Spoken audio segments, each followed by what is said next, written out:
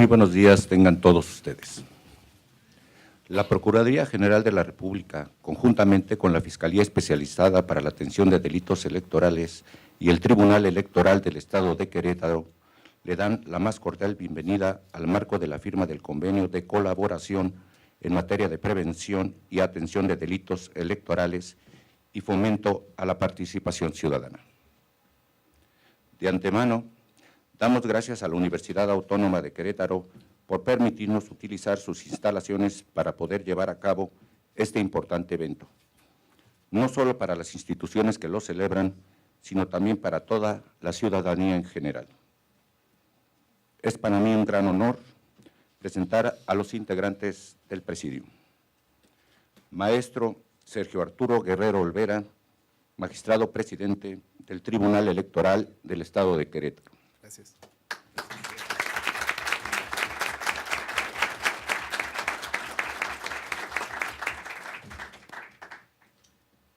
Doctor Santiago Castillo, titular de la Fiscalía Especializada para la Atención de Delitos Electorales de la Procuraduría General de la República.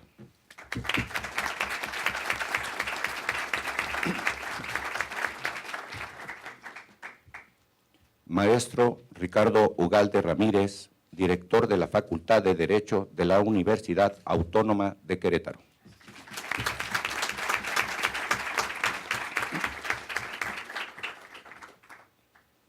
Doctora Gabriela Nieto Castillo, magistrada propietaria del Tribunal Electoral del Estado de Querétaro.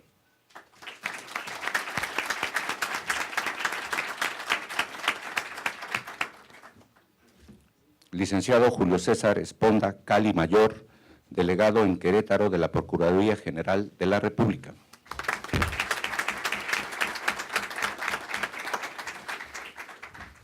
Gracias por su presencia. A continuación, cedo la palabra al magistrado Sergio Arturo Guerrero Olvera, quien les dirigirá unas palabras. Muchas gracias. Muy buenos días a todos.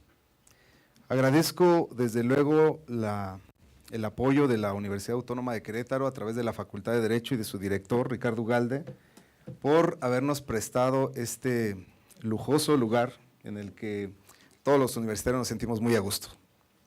También agradezco desde luego la presencia del fiscal especial para la atención de delitos electorales, al doctor Santiago Nieto, miembro de esta casa universitaria, distinguido jurista queretano, a quien siempre nos da mucho gusto recibirlo. Muchas gracias. Al delegado de la Procuraduría General de la República, Julio César Esponda Cali Mayor, amigo también, muchas gracias por acompañarnos como testigo de honor de este evento. A mi compañera, colega y amiga, la magistrada Gabriela Nieto Castillo, por la realización de este evento. Esta gestión de este convenio está desde su presidencia y hemos coronado con satisfacción la firma del convenio.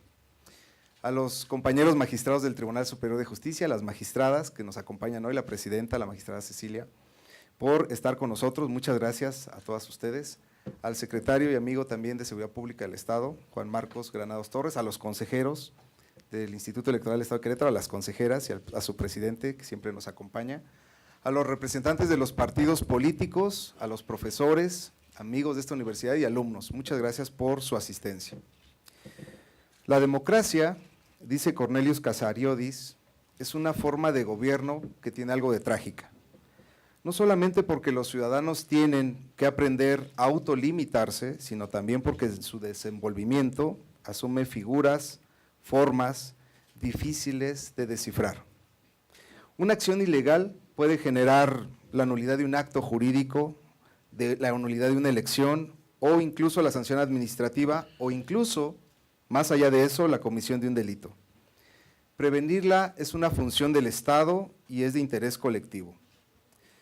En la actualidad, la vía electoral se ha afirmado como el medio, el mecanismo idóneo para elegir y quitar gobiernos, para ratificar o castigar a los gobernantes en turno.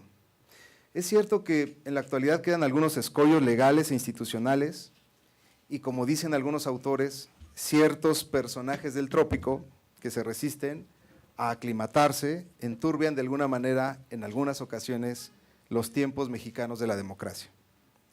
Queremos hoy, las instituciones, una democracia con adjetivos, y requerimos al menos 5 parámetros para tener una democracia con el adjetivo de calidad, una democracia de excelencia. Primero, el respeto al Estado de Derecho. Segundo, la transparencia y rendición de cuentas. Tercero, correspondencia y capacidad de respuesta de quienes detentan el poder para satisfacer las demandas de la ciudadanía y de la sociedad civil en su conjunto. Necesitamos también resolver nuestros problemas de desigualdad y pobreza y además necesitamos profundizar claramente en la creación de nuevos derechos para que podamos ampliar los ámbitos de participación ciudadana. Las autoridades electorales, la FEPADE, los tribunales locales, el federal, los institutos, no somos convidados de piedra en los procesos democráticos. Tenemos responsabilidades y sabremos enfrentarlas con planeación y reacción adecuada. La colaboración institucional tiene un fin común, dotar de calidad a los procesos democráticos en los que la elección y sus impugnaciones no son el único medio de cambio social. Este es un sistema más amplio, de contenidos muy variados, en donde siempre la prevención es una política más completa. Como dicen también algunos autores, que la política regule a la política, pero que las transgresiones al derecho sean sancionadas.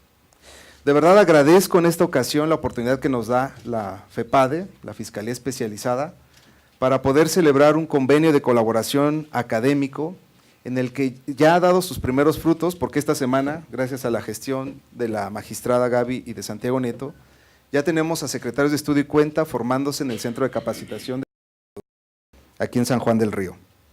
Agradezco desde aquí a la procuradora Arely Gómez, desde luego al titular de la FEPADE, que hoy nos acompaña, para la realización de este evento, que seguro estoy dará frutos y tendrá grandes beneficios, no solo para la institución, sino también para los actores políticos, para la ciudadanía en general, que siempre será la base de nuestra democracia. Muchas gracias, Santiago, por esta oportunidad. Gracias.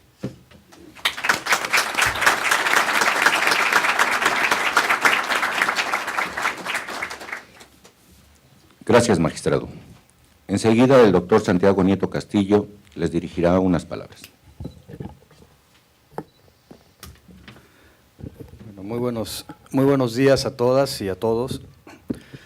Muy honrado por la posibilidad de estar aquí, al maestro Sergio Arturo Guerrero, presidente del Tribunal Electoral del Estado, magistrada Gabriela Nieto Castillo, magistrada del Tribunal Electoral de Querétaro, el querido amigo maestro Ricardo Ugalde.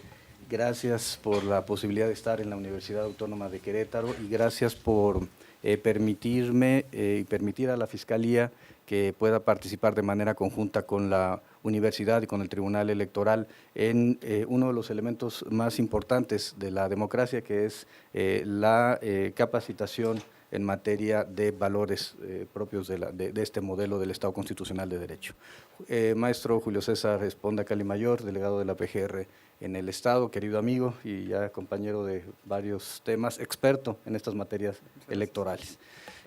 Bueno, muy honrado también con la presencia del presidente del Instituto Electoral, Gerardo Romero, Luis Octavio Vado, querido amigo consejero del Instituto Electoral, la magistrada Marisela Sandoval, la magistrada Cecilia Pérez, muy honrado con Pelo Rosillo, por supuesto, el secretario de Seguridad Pública, Granos Torres, y por supuesto, consejeras electorales, Yasmín Gema.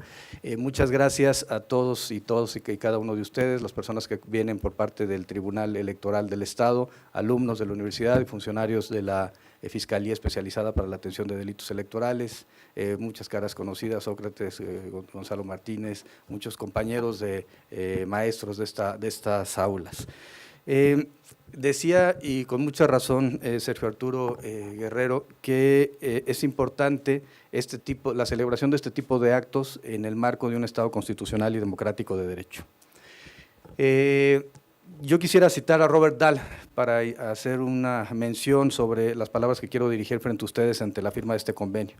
Robert Dahl decía que la democracia implicaba 3 principios básicos. Por un lado, la protección irrestricta de los derechos humanos. Debo decir que ese es uno de los ejes temáticos que la Procuradora General de la República ha instruido a todas las áreas de la Procuraduría para efecto de que se realicen las investigaciones tanto en el sistema tradicional como en el sistema procesal penal acusatorio, siempre respetando los derechos fundamentales de las personas. El segundo elemento del cual hablaba Robert Dahl para hablar de democracia era la renovación de las élites. Tiene que haber renovación de las élites y esa renovación de las élites debe hacerse a través de reglas primarias que nos dicen quién toma las decisiones y mediante qué procedimientos. Y ese era el tercer elemento, las elecciones libres, periódicas, transparentes, que se realizan a partir de instituciones que establecen y que aplican las normas que fueron decretadas con anterioridad a la celebración de los comicios. Por ello, pensando precisamente en este tercer elemento de las elecciones libres, es que es importante que se celebren convenios de colaboración entre las autoridades electorales.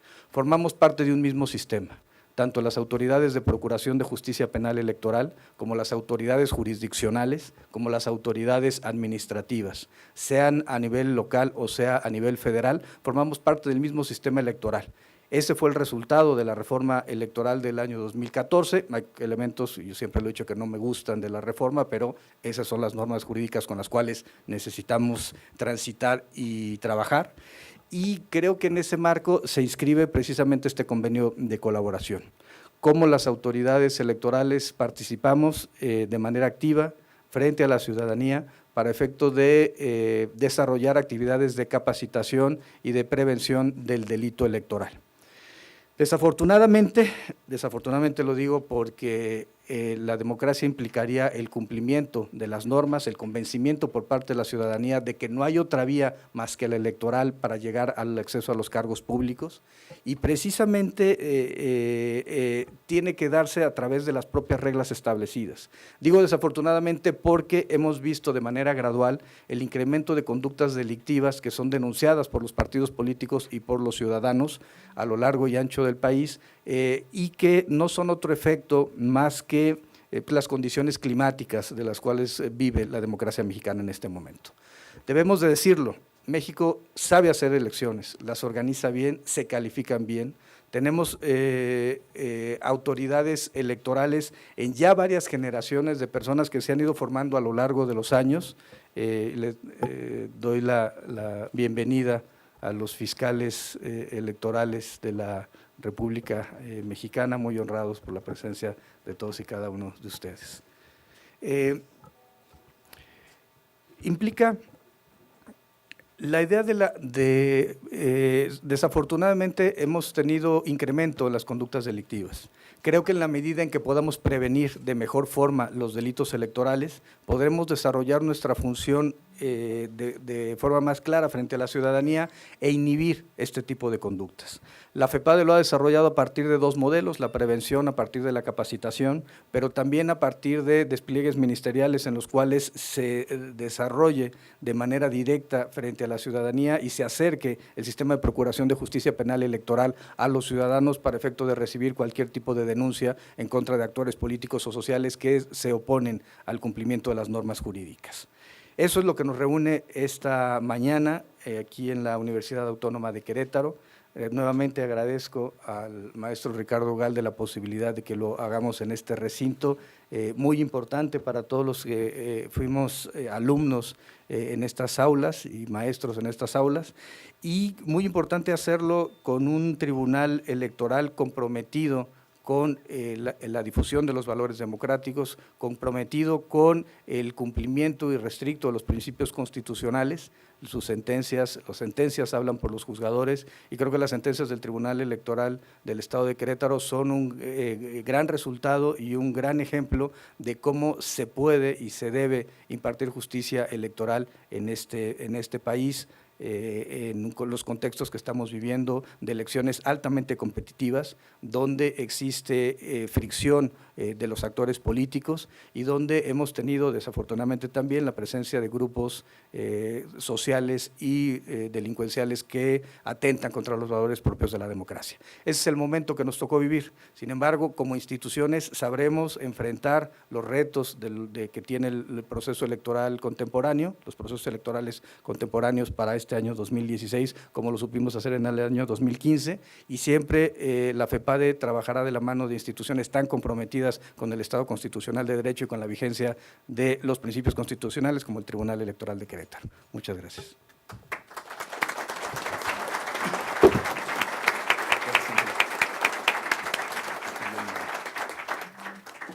Muchas gracias, doctor Santiago Nieto Castillo.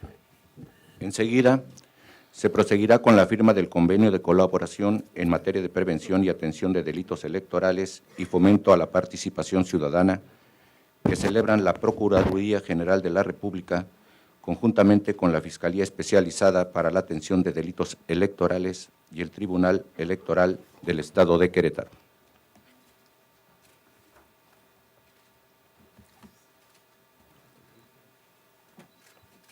Firman el doctor Santiago Nieto Castillo, titular de la Fiscalía Especializada para la Atención de Delitos Electorales, y el maestro Sergio Arturo Guerrero Olvera, magistrado presidente del Tribunal Electoral del Estado de Querétaro.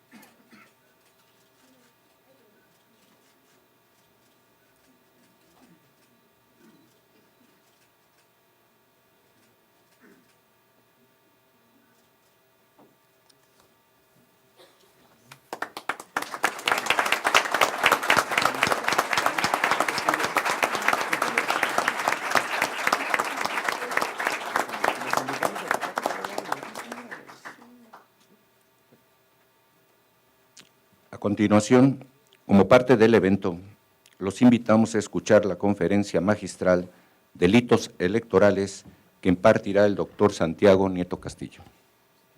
Un aplauso, por favor.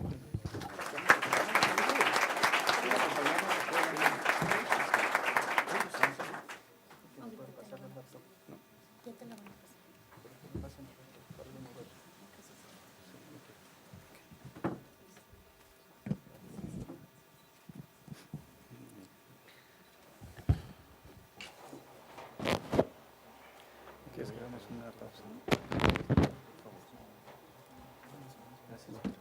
Ok.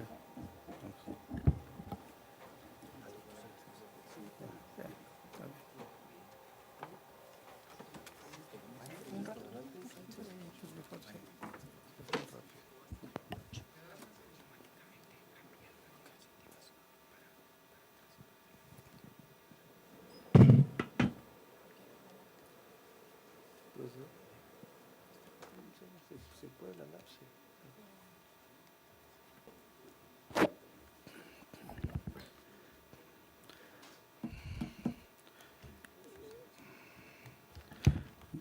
Bueno, muy buenos días a todas y todos. Un poco pensando en cuál es el contexto histórico que nos tocó vivir, que nos toca vivir en este momento. México transitó de forma apropiada, incluso como referente internacional, a un modelo más democrático a partir de una serie de reformas constitucionales. Con gran razón decía Mauricio Merino que la transición mexicana fue una transición votada. Con gran razón decía José Woldenberg que la transición a la democracia mexicana se había consolidado a partir de una mecánica del cambio político dirigido a través de reformas constitucionales negociadas por las fuerzas políticas en el país. Este modelo generó una primera oleada de reformas constitucionales, la primera generación a la que se denominó como la de la construcción de la pluralidad. Fue la reforma constitucional de 1977 que estableció el derecho de acceso a la información pública, que estableció el sistema de representación proporcional con 100 diputados en la Cámara de Diputados, en donde solamente participaban las fuerzas de oposición en la repartición de estas diputaciones. Fue también la que años más tarde, en 1987, establecería un Tribunal de lo Contencioso Electoral, establecería una asamblea de representantes para el Distrito Federal y iría consolidando una Cámara de Diputados integrada por 500 diputados. Hoy en día este modelo, esa primera oleada de reformas constitucionales fue muy importante para establecer la pluralidad o las bases de la pluralidad del país. A partir de la década de los 90, lo que vivimos fue una segunda ola de reformas electorales en donde la institucionalidad se ponía en el primer plano. En ese sentido, se crea el Instituto Federal Electoral en 1990, se crea el entonces Tribunal Federal Electoral, después Tribunal Electoral del Poder Judicial de la Federación con la reforma de 22 de agosto de 1996, y en ese contexto es donde surge la Fiscalía Especializada para la Atención de los Delitos Electorales, años más tarde, en 1994. ¿Cuál era el contexto de 1994 y cómo llegamos a esta Fiscalía Especializada? El contexto tenía que ver con el levantamiento zapatista en Chiapas, tenía que ver con el homicidio del candidato presidencial del Partido Revolucionario Institucional, Luis Donaldo Colosio, en Lomas Taurinas, Tijuana, tenía que ver con un proceso político encabezado por el secretario de Gobernación, el doctor Jorge Carpizo, en donde se buscó el consenso de todas las fuerzas políticas para efecto de generar un entramado que permitiera garantizarle a todos los ciudadanos que los votos se contarían de manera adecuada. Fueron años particularmente difíciles del Estado mexicano, sin embargo, la institucionalidad salió adelante. 27 de enero de 1994, el Consejo General del Instituto Federal Electoral aprueba un acuerdo en el cual le solicita a la Procuraduría General de la República se cree una Fiscalía Especializada para la Atención de los Delitos Electorales. Es interesante, ha sido interesante escuchar al primer fiscal, al doctor Ricardo Franco Guzmán, cómo fue él invitado primero para ser su procurador de control de procesos, y a la salida del doctor Jorge Carpizo es invitado por el doctor Diego Valadez para que se quede como su procurador, y se queda como su procurador de asuntos internacionales. Él lo dijo textualmente, pidió que le dieran la subprocuraduría La Bonita, y le dieron La Bonita. Asuntos internacionales. Sin embargo, el propio doctor Carpizo solicita al doctor Ricardo Guzmán Franco que se haga cargo de la Fiscalía Especializada para la Atención de los Delitos Electorales.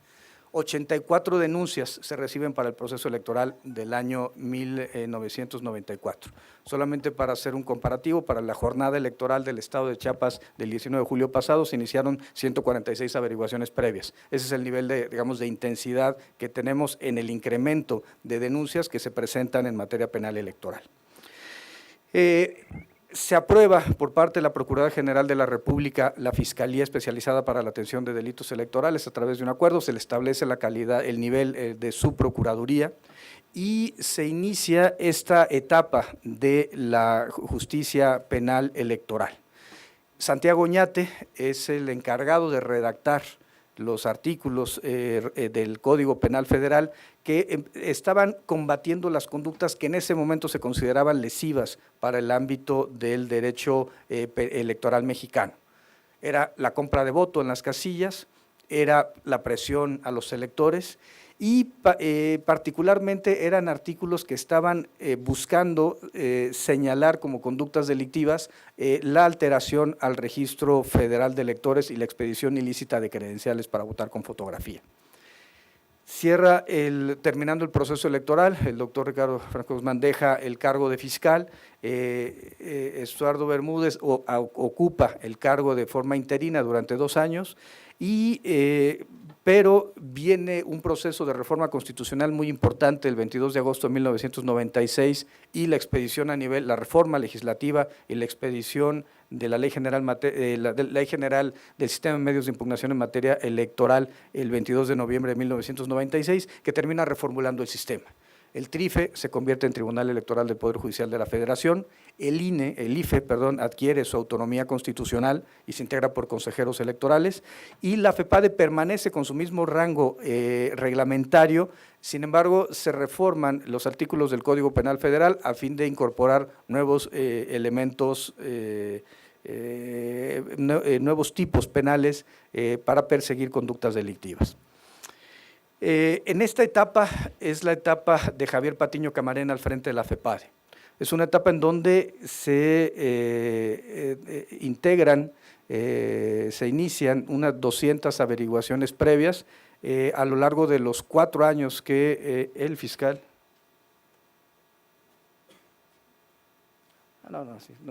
Así seguimos, está muy bien, gracias. Se integran y se van consignando ante los juzgadores federales en este proceso cerca de 200 averiguaciones previas con resultados muy positivos. El 95% de las sentencias son condenatorias y eso consolida a la Fiscalía en el ánimo de la protección de los derechos político-electorales de las mexicanas y de los mexicanos.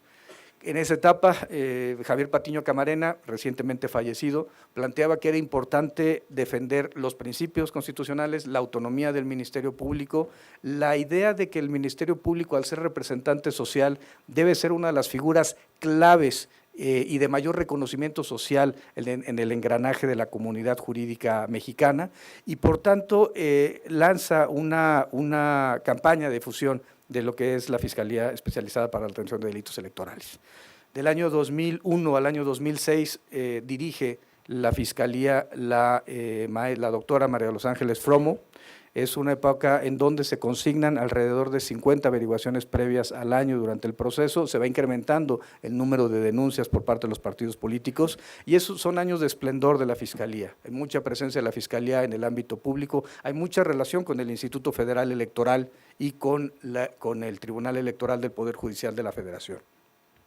De 2007 a 2010, la Fiscalía es encabezada por la hoy Procuradora General de la República, la maestra Arely Gómez González, y llega a los más altos niveles de consignación de averiguaciones previas a lo largo de la historia de la Fiscalía. Se inician alrededor de 1,000 averiguaciones previas, se consignan el 80%, y se empiezan a tener resultados sumamente satisfactorios para la procuración y la impartición de justicia en esta materia penal electoral. Hay asuntos que llegan a convertirse en criterios jurisprudenciales y creo que esta es una parte relevante para enfocar esos años dorados del sistema penal electoral mexicano. Sin embargo, después de la dirección de Arely Gómez vamos a tener una época de 4 fiscales en menos de 3 años y en ese proceso en el cual se multiplica el número de denuncias de manera exponencial, es decir, al año se reciben más de 2,000 denuncias que se convierten en averiguaciones previas o actas circunstanciadas y a pesar de que hay un enorme, el punto cúspide de consignación se logra con 1,500 averiguaciones previas consignadas en la época de Imelda Calvillo, sigue siendo insuficiente por el incremento en la presentación de denuncias por parte de partidos políticos y actores. Cuando me toca a mí recibir la Fiscalía, estamos hablando de 4,500 averiguaciones previas en trámite. En el año 2015 determinamos 1,500, esto significa el 33% de lo que teníamos al momento de iniciar la administración, pero con un elemento importante, la transición al sistema procesal penal acusatorio y por tanto la necesidad de entender el proceso penal desde otra perspectiva. ¿Qué sucede con nuestro proceso penal? Era cuestionado en el ámbito de la academia básicamente por 2 elementos, por ser considerado muy injusto en cuanto a no atender a la víctima de los delitos y por otro lado, a partir de ser un modelo cualitativamente deficiente. Los propios estudios que se presentaron durante esta época y que motivaron la reforma constitucional del año 2008 tienen que ver con este señalamiento. Ustedes pueden verlo en el dictamen de reforma constitucional, lo pueden ver en los debates que sostuvieron los integrantes del Poder Revisor de la Constitución, en donde se señala los elementos de impunidad que podían presentarse dentro del sistema. Queremos que el sistema, la pregunta es, ¿qué es lo que queremos? si queremos un sistema que mande mensajes sociales a partir de la consignación, el libramiento de las órdenes de aprehensión, el auto de formal prisión de la sentencia condenatoria en contra de determinados individuos, o queremos un modelo que resuelva los problemas. Esa es la discusión que hay de fondo entre el sistema procesal tradicional y el sistema penal acusatorio. En el tradicional la idea es la prisión preventiva. Evidentemente se trata de todos los asuntos llegarán a juicio, y en el sistema penal, procesal penal acusatorio, el modelo está pensado en que no todos los asuntos lleguen a litigio, sino solamente aquellos asuntos particularmente graves, y que podamos tener medidas alternativas de solución de conflictos, criterios de oportunidad, para poder despresurizar a los órganos jurisdiccionales en la cantidad de asuntos que son sometidos a su consideración. Vuelvo al tema propiamente electoral. ¿Qué somos? Un sistema. Las fiscalías electorales, los tribunales electorales y los órganos administrativos somos un sistema que se engarza. Un poco lo hemos conversado, cuándo tiene competencia en una jornada electoral de un proceso electoral local, una fiscalía electoral local, y cuándo lo va a tener la FEPADE de PGR. Depende quién sea el sujeto involucrado, el sujeto activo involucrado. Depende quién sea inclusive el sujeto pasivo involucrado. Por ejemplo, en los casos de afectación a la labor, a la obstaculización de los funcionarios públicos electorales, podemos tener el caso en que sean CAEs del Instituto Nacional Electoral o sean funcionarios del Instituto Nacional Electoral, y por tanto la competencia será para FEPADE PGR. Pero si se trata de funcionarios del Instituto Electoral del Estado, serán las fiscalías locales las que tendrán que atender. Por tanto, ¿qué significa esto? La necesidad de una armonía y una colaboración y coordinación entre todas las instancias electorales para efecto de cumplir con nuestra función. La capacitación, instalación, la ubicación de las casillas, la capacitación de los funcionarios le toca al Instituto Nacional Electoral, pero son los institutos electorales de las entidades federativas quienes desarrollan los cómputos, quienes desarrollan el sistema de resultados electorales preliminares, quienes dan los resultados a la ciudadanía. Y por tanto, y esta es una parte importante, debemos de entender que actuamos como un sistema, y que si una de las partes del sistema falla, podemos no dar los resultados adecuados. No me encanta, lo he comentado con el consejero Vado en alguna ocasión, con el Gerardo Romero, no me encanta el modelo, pero este es el modelo que tenemos, esa fue la reforma constitucional.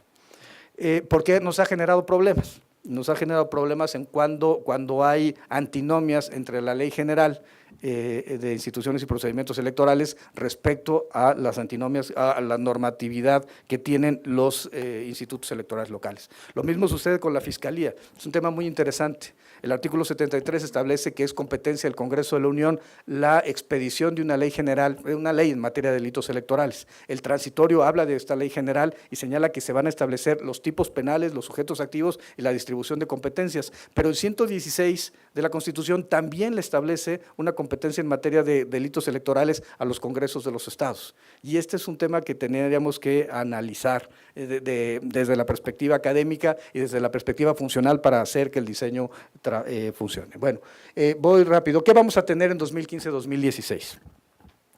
En estos procesos electorales que ya arrancaron desde el mes de octubre del año pasado en varias entidades federativas. Vamos a tener un estado, Baja California, con renovación de diputados locales y ayuntamientos, y 12 entidades federativas en donde se va a renovar gobernador.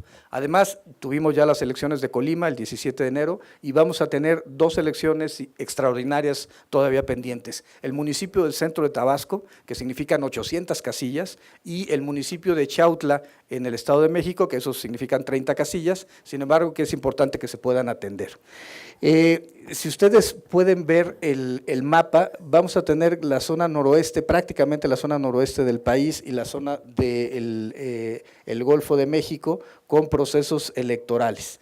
Esto representa la mitad del país con un proceso electoral para el año 2016. En el año 2015 todo el país tuvo procesos, en el año 2017 va a disminuir nuestra actividad, solamente Nayarit, Coahuila y más las elecciones extraordinarias que tengamos, será lo que tendrá verificativo para el año 2007, preparando la elección del año 2018. 975 cargos a elegir. Lo que tenemos que realizar las fiscalías electorales del país y de la PGR y de las entidades federativas es hacer que nuestro modelo funcione de manera adecuada. Primero, ¿cuáles son nuestras funciones? 3, prevenir, investigar y perseguir delitos electorales. La parte de la prevención estamos desarrollándola con Cedesol y con los institutos electorales para difundir, como el día de hoy, cuáles son las conductas delictivas y qué tipo de actos, de conductas se encuentran prohibidas para los funcionarios públicos, para los funcionarios partidistas, para los integrantes de los órganos electorales o para cualquier ciudadano en general. También estamos desarrollando con Cedesol un modelo de difusión de cuáles son las prohibiciones que establece el artículo 134 de la Constitución. Existe, por supuesto, la libertad política de todos los funcionarios públicos de afiliarse a un partido político y tienen, por supuesto, la libertad de expresión. Sin embargo, no se pueden condicionar programas sociales. Y también un tema que es importante, no puede haber expresiones políticas en los días y horas hábiles de los funcionarios públicos. Estos son mensajes importantes que hay que empezar a transitar y mandar a la ciudadanía para tener una mejor calidad en nuestros comicios. La competencia, insisto que es una competencia, hay una ley que es aplicada tanto a nivel federal por la PGR como a nivel de las entidades federativas por parte de las fiscalías electorales locales. Cuando el INE organiza las elecciones, como fue en Colima, la competencia es de la FEPADE. Cuando los delitos se cometan en el extranjero, estamos ya teniendo casos de reportes, por ejemplo, de alteración al listado nominal de electores en el estado de Chiapas, en donde parece ser que personas centroamericanas llegan al país y se les expiden actas extemporáneas en registros públicos de municipios fronterizos y a partir con esas actas llegan al Registro Federal de Electores a solicitar su credencial de elector. Sucede que estas actas no tienen la hora de nacimiento de la persona, pero no tienen los nombres de los padres ni de los abuelos. Resulta que estas actas, el único comprobante para la expedición del acta extemporánea es un certificado de un médico o de una partera que dice que hace 18 o 20 años estuvo presente en el alumbramiento de una persona y que se acuerda perfectamente de las características del caso. Por supuesto, sin ningún tipo de validez oficial. Claro, ¿qué genera esto? Genera una alteración al Registro Federal de Electores y eso es una alteración a la democracia mexicana porque el padrón electoral es uno de los elementos constitutivos más relevantes de nuestro modelo. ¿A qué me refiero con esto? Cuando hablamos del listado nominal de electores, tenemos que recordar la historia de gestación del mismo. Fue uno de los puntos centrales de discusión en 1994, en donde se pretendía minar la credibilidad del Instituto Federal Electoral. Tenemos un padrón electoral confiable, si bien con ciertos errores y si bien con mucha desactualización, pero eso tiene que ver también con los ciudadanos que no acuden en los términos legales cuando cambian de domicilio para solicitar o para avisarle al Instituto Nacional Electoral que movieron su residencia. Finalmente, las conductas vinculadas con el Registro Federal de Electores, todas ellas están relacionadas y son competencia directa de la Fiscalía de PGR. Ahora, ¿cuáles son las características? Primero, el Ministerio Público, al tener conocimiento de la noticia criminal, esto es algo muy básico, tiene la obligación de oficio de iniciar la averiguación previa, acta circunstanciada o número de atención en el caso del sistema procesal penal acusatorio. Esto obliga a que nuestros sistemas de atención ciudadana trabajen las 24 horas, los 365 días del año, para efecto de poder recibir cualquier tipo de conducta delictiva. ¿Qué tipo de conductas son las que empezamos a tener con mayor frecuencia? Hasta el año 2014, el modelo era básicamente alteración al Registro Federal de Electores. El 90% de las denuncias que se recibían estaban vinculadas con el Registro Federal de Electores. Hoy en día este modelo ha cambiado de manera sustantiva y ya podemos hablar que la mitad de las denuncias corresponden al Instituto Nacional Electoral por Registro Federal de Electores, pero la otra mitad de las denuncias ya está relacionada con otro tipo de conductas delictivas. Por ejemplo, fiscalización y financiamiento ilícito en las campañas electorales a través de las vistas que da el Instituto Nacional Electoral. Por ejemplo, actos ilícitos desarrollados por servidores públicos que afectan la validez de los comicios. Piensen ustedes el caso de Colima recientemente resuelto por la Sala Superior del Tribunal Electoral, que determinó la nulidad de la elección, la convocatoria de un nuevo proceso electoral y las elecciones del 17 de enero pasado. Los delitos no son graves, esto es un tema también que tendríamos que discutir.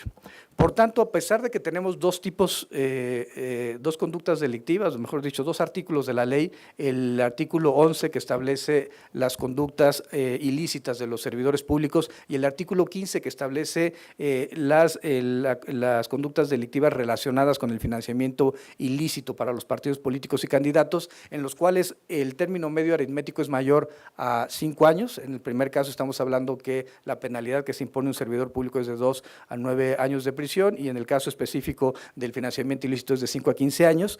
Va a depender de la legislación procesal de cada entidad federativa si esas dos conductas van a ser consideradas como grave en términos del término medio aritmético. A nivel federal no. Al no existir, no estar establecidos de manera directa que los delitos electorales son graves, debemos de entender que ninguno de los delitos es grave y por tanto puede adquirir la libertad, obtener la libertad caucional cualquiera de los indiciados.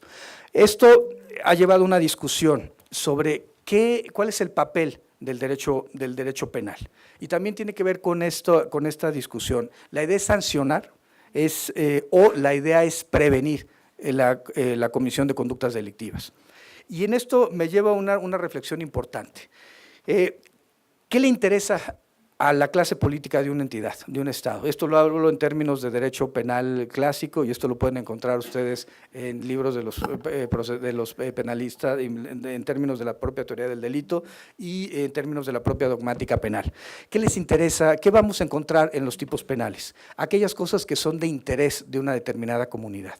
Por ejemplo, pongo un ejemplo que puede parecer absurdo, pero en Utah es muy importante el fenómeno religioso y la protección de una religión específica y por tanto el sistema penal está establecido para proteger a esa religión. El del derecho islámico. Ustedes pueden ver las normas del derecho islámico, los tipos penales, y van a encontrar disposiciones en las cuales se está manteniendo un status quo discriminatorio de las mujeres, que por supuesto rechazo y por supuesto me parece ampliamente deleznable. Sin embargo, tiene que ver con qué es lo que le interesa a la élite política.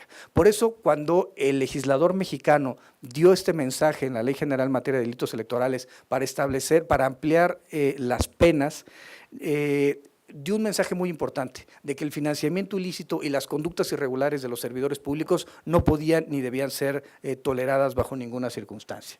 Ahora, son delitos dolosos, evidentemente, porque se trata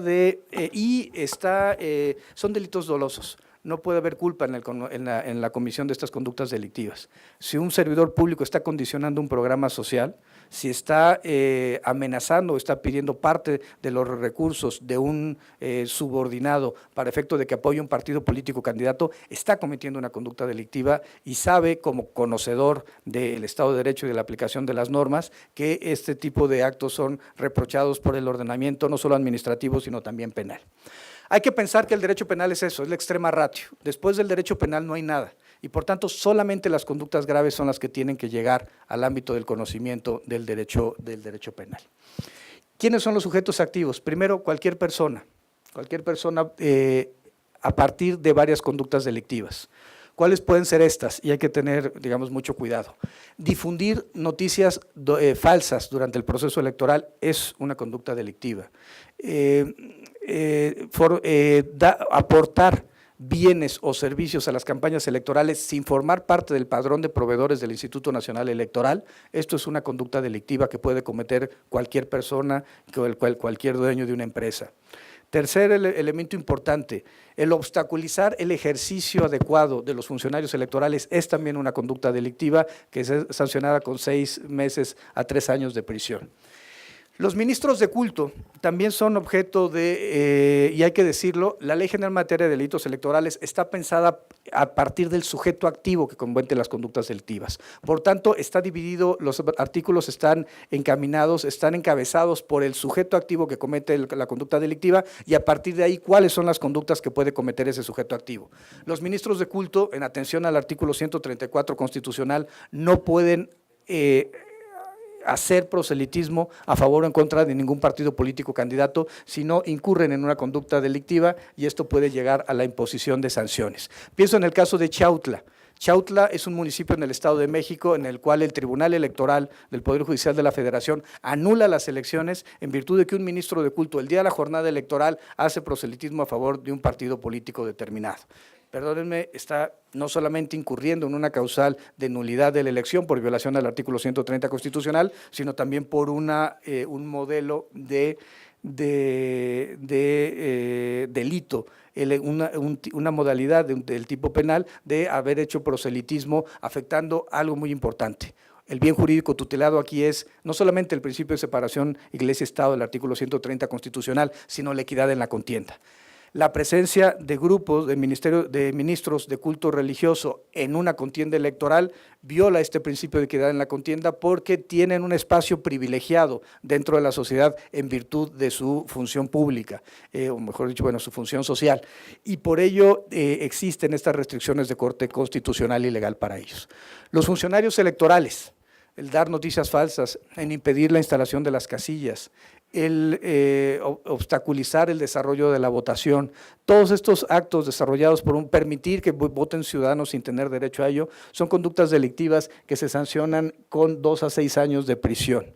En el caso de los funcionarios partidistas se repiten los mismos tipos bajo la perspectiva de que los dirigentes de los partidos políticos no pueden utilizar los bienes del partido político para fines que sean distintos a lo electoral, no pueden impedir que se desarrollen las votaciones, que este es un tema muy importante que estamos encontrando en algunas latitudes, en donde se impide la instalación de la casilla o se llega en el momento del cierre de la casilla y la remisión de los paquetes electorales a los consejos distritales. Estamos viendo un proceso en el cual muchas veces llegan grupos armados a quitarle los paquetes electorales a las personas. Este es el tipo de conductas que estamos viviendo.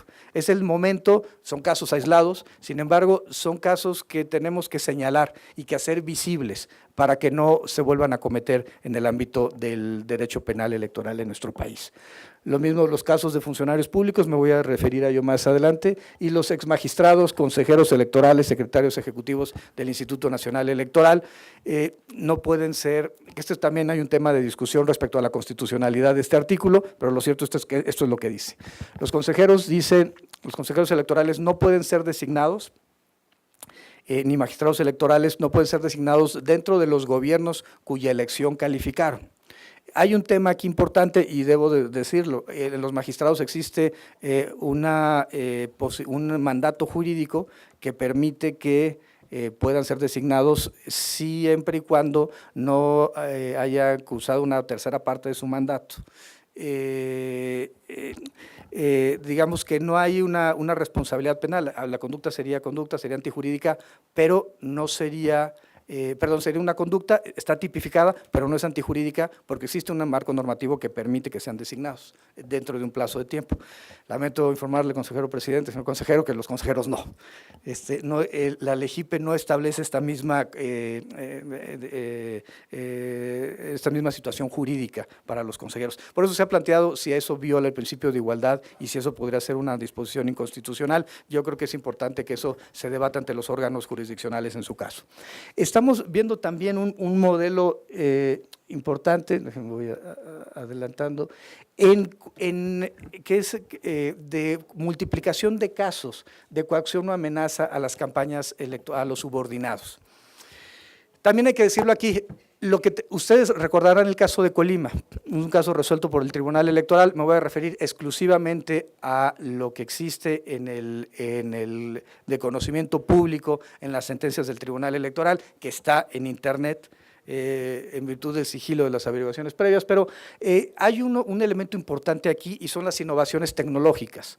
El hecho de que las personas graben las conversaciones, que también hay un tema de discusión muy interesante respecto a cuáles son los límites del derecho al honor que tienen los servidores públicos cuando se graba una conversación en la que ellos participan, pero aquí el punto central en el caso de Colima es que el secretario de Desarrollo Social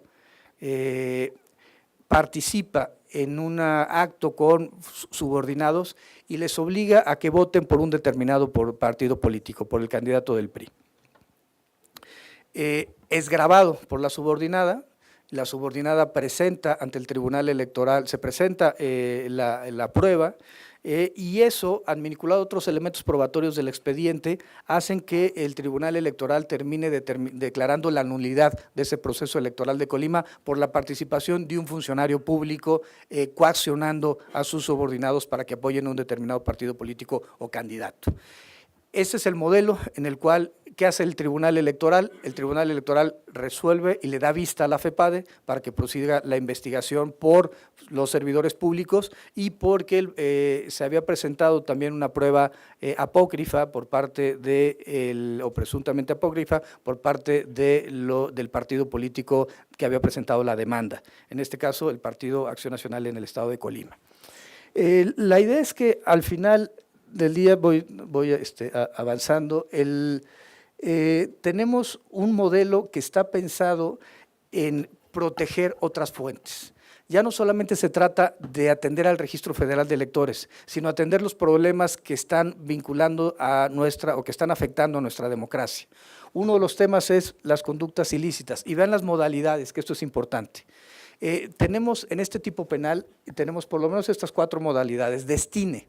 Una persona que destine fondos o bienes que tengan un origen ilícito, cuando se rebasen los topes de gastos de campaña y cuando exista una prohibición legal para esa utilización.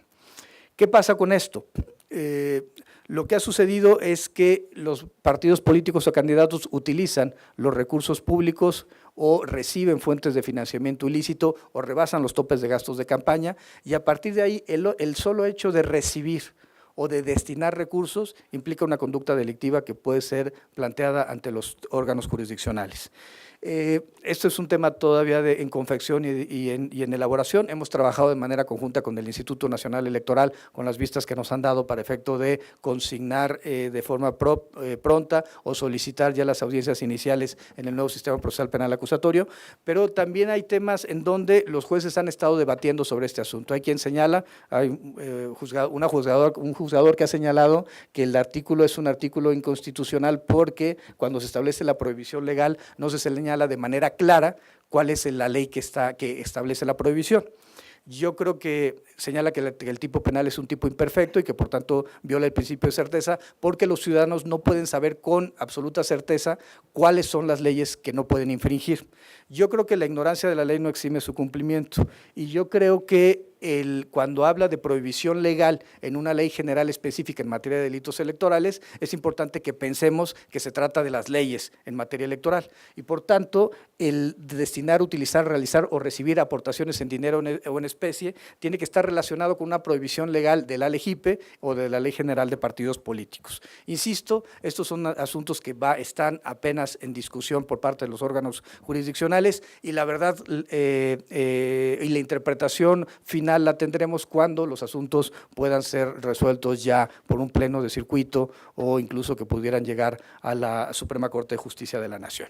Pero aquí estamos iniciando, es una primera ley especializada en esta materia, y quisiera cerrar con una parte que me preocupa mucho, que son los asuntos relacionados con la violencia política de género.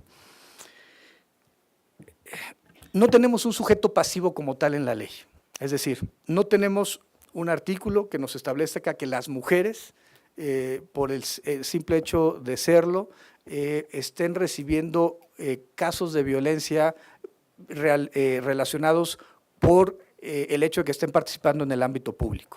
Lo ideal sería que tuviéramos esto. Quiero decir que la FEPADE participó con el Senado de la República en la Comisión de Igualdad de Género, y existe un dictamen ya en el Senado respecto a este tema para tipificar como conducta delictiva la violencia política de género. El problema que nos está presentando es este. Vean, en el año 2012 hubo 2 casos de violencia política y en el año 2015 llegamos a 38. Hay una multiplicación, 660% más de casos de violencia política relacionados con los temas de género. ¿Qué tipo de casos? De varios tipos. Un caso en Reforma, Chiapas, la violación a un asistente, en donde el agresor le menciona que su candidata no va a ganar la elección. Es un típico caso con una referencia en temas de violencia política. Amenazas y lesiones a la propia candidata a presidenta municipal de este municipio en Reforma, en Chiapas. Tenemos un caso en Sonora, del Partido de Encuentro Social, en donde denuncia amenazas de muerte a la esposa, donde una lideresa sufre un incendio de su vehículo.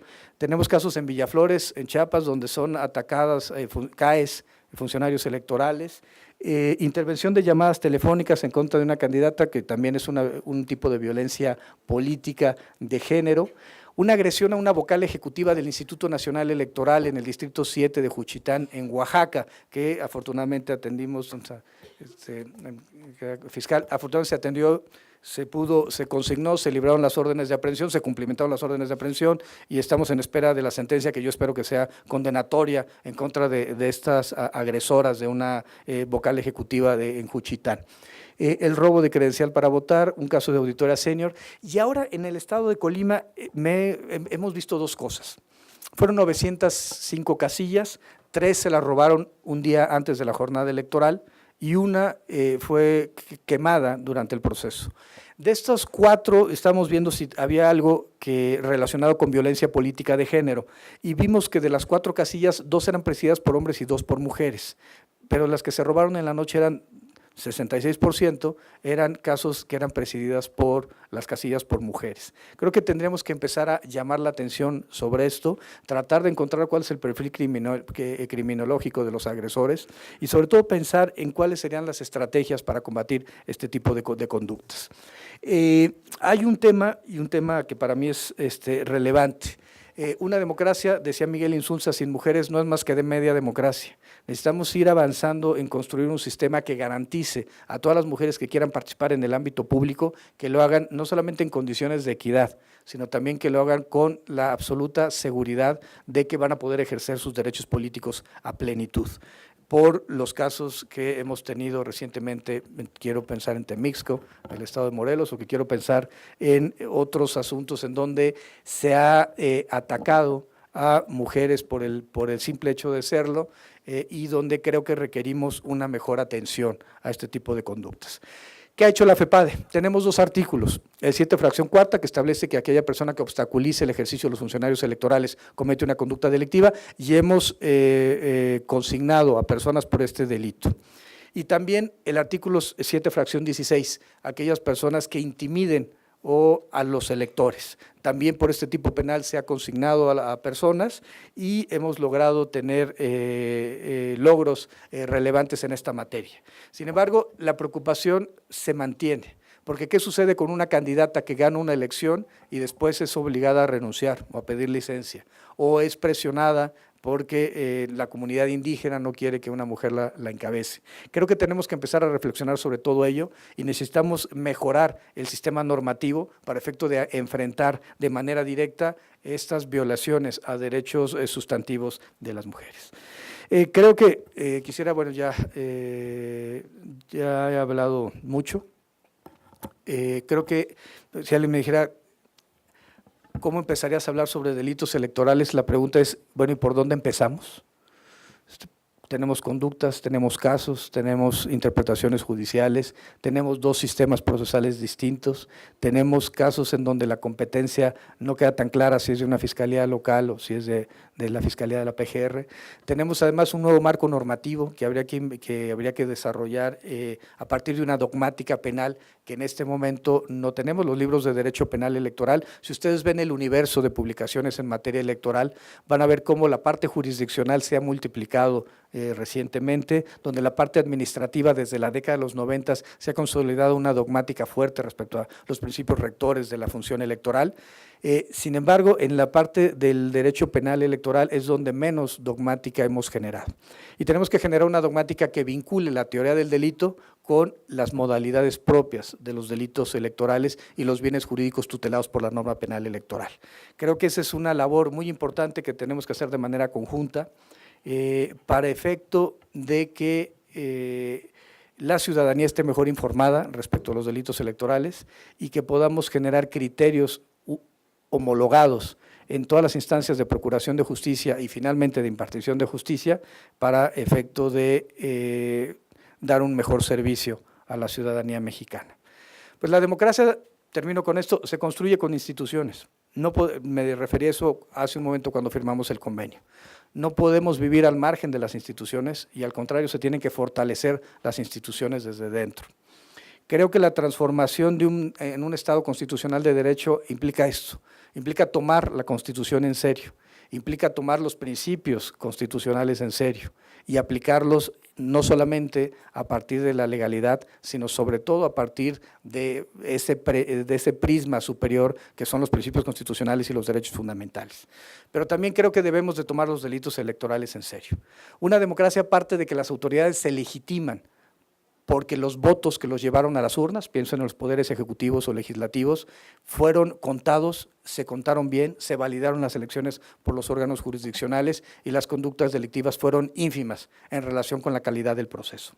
Sin filias ni fobias, recibiendo todas las denuncias que se presenten por parte de todos los actores políticos y sociales, resolverlas pronto y bien y, por supuesto, defender los derechos políticos y la equidad en la contienda.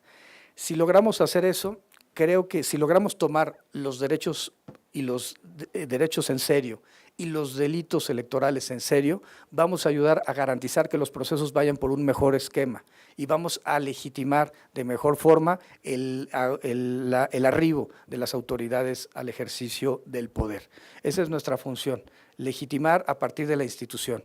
No puede haber democracia sin instituciones, no puede haber democracia sin derechos y creo que es un momento importante para tomar los derechos y los delitos electorales en serio. Muchas gracias.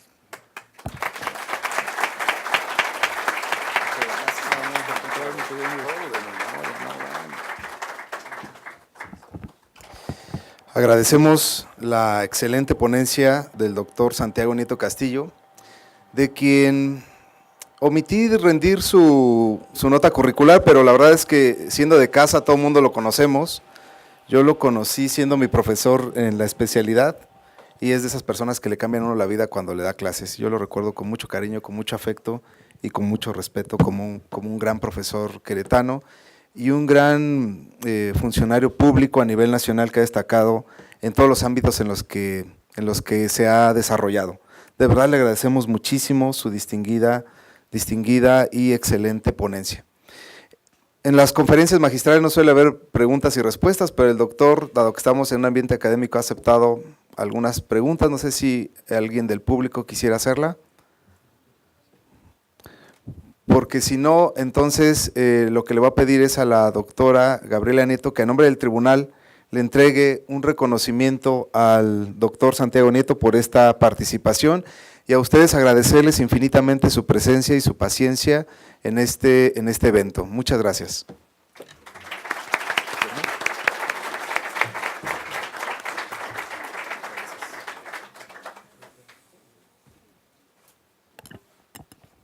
Agradezco la consideración del magistrado Sergio Arturo Guerrero, presidente del Tribunal Electoral del Estado de Querétaro, para poder hacer entrega de este reconocimiento al doctor Santiago Nieto, mi hermano, titular de la Fiscalía Especializada en Nepotismo para la atención de delitos electorales, en agradecimiento por dictar esta conferencia y por las facilidades otorgadas en este vínculo institucional tan importante en pro de la capacitación y del fortalecimiento en materia electoral.